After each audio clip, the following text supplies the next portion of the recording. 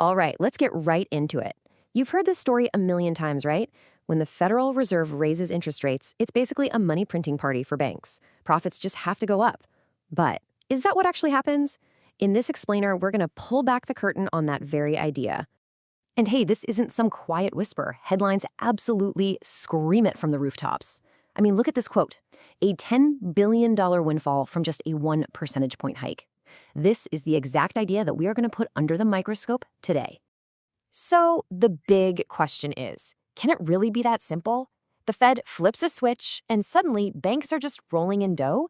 You probably know the answer already. The reality is way more complex and frankly, a whole lot more fascinating.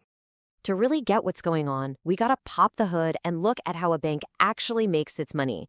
And it all boils down to one crucial metric. It's called the net interest margin, or as the insiders call it, NIM. You know, at its core, it's not really that complicated. Just think of a bank like any other store. They buy a product, that's your deposits, at a low price, which is the interest they pay you. Then they turn around and sell another product, loans, for a higher price, which is the interest they charge. The net interest margin is just their profit margin. It's the markup, but for money.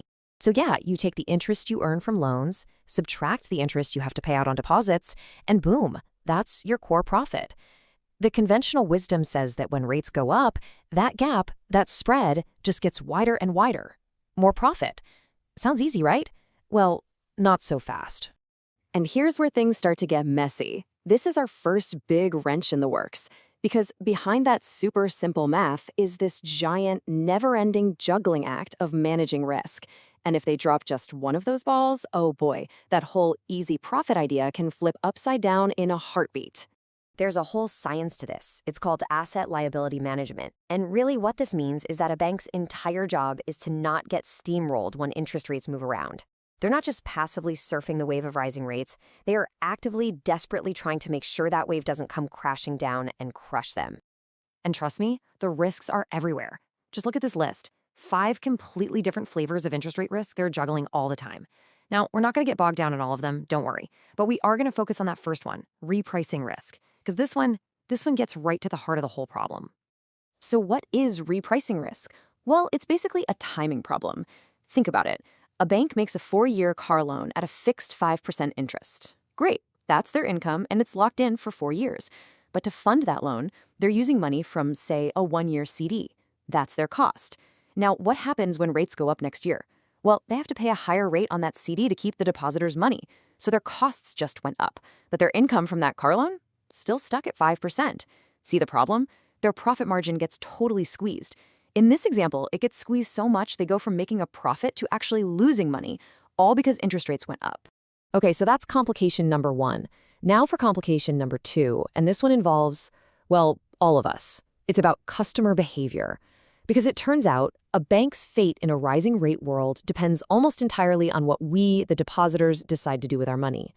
The pros have a fancy term for this, of course. They call it deposit beta. It sounds technical, but all it really means is, how sticky is your cash? Are you going to leave it in your savings account no matter what? If so, you're low beta. And for a bank, that's the dream. It means they can jack up the rates on the loans they're making, keep paying you next to nothing, and just pocket that massive difference. So you've basically got 2 kinds of people. On one side, you have the sticky depositor. Maybe their mortgage, their checking account, their credit card, it's all in one place. They're loyal. They are a bank's absolute dream.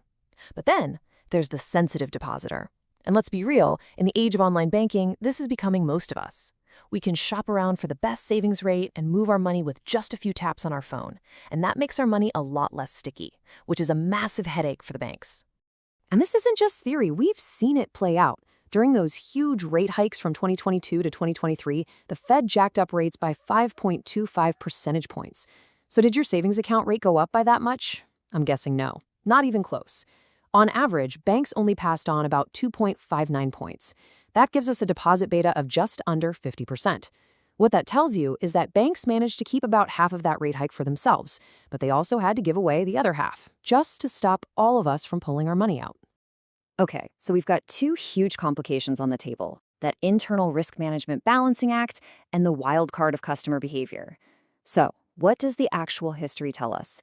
When we look at the data, does that simple story, rates go up, profits go up, actually hold water? The short answer? Nope. The link between Fed rate hikes and banks making more money is, to put it lightly, a total mess. That clean, straight line that we all picture in our heads, it just doesn't exist in the real world. Yeah, check this out. This chart from the Richmond Fed is a complete bombshell. It looks at the last 4 major times the Fed jacked up interest rates, going all the way back to the 80s. In those 4 cycles, guess how many times bank profit margins actually went up? Once. Just one time. Let that sink in for a second. In 3 out of the 4 times the Fed went on a hiking spree, the supposed profit engine for banks just didn't work the way everyone expected. But wait, it gets even weirder. Here's the final twist in the story. Let's say a bank does beat the odds. They manage their risk perfectly, their customers are sticky, and their net interest margin actually goes up. That's got to be good news, right? Well, not always. There's this wild paradox where a higher profit margin can actually make a bank's stock price go down. How on earth is that possible? It's called the high NIM paradox, and here's how it works. One way for a bank to boost its margin is to start making riskier loans because you can charge higher interest on them. But doing that makes the bank, well, riskier. It weakens their financial safety cushion. And you better believe that smart investors notice that. They see the bigger profit number, sure, but they also see the flashing red light of more risk. And often, that's enough to scare them into selling their shares.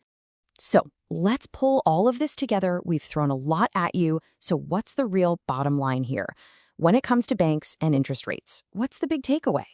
Here it is, plain and simple. A bank's profitability has very little to do with the absolute level of interest rates, whether they're high or low. That's the core myth we've just busted. The reality is, profitability is all about a complex dance between these 3 things we've just talked about. First, how good is the bank at that internal balancing act of managing risk? Second, how are its customers going to behave, the whole stickiness factor? And third, how do investors perceive the risks the bank is taking to get those profits? That's the real recipe. So this should completely change how you see those headlines. The next time you hear that the Fed is hiking rates, the automatic question, so how much money are the banks going to make, is simply the wrong question to ask. It misses the entire point. The real question, the much smarter question to ask is this: how well are they managing the risk? Because at the end of the day, that is the only story that truly matters.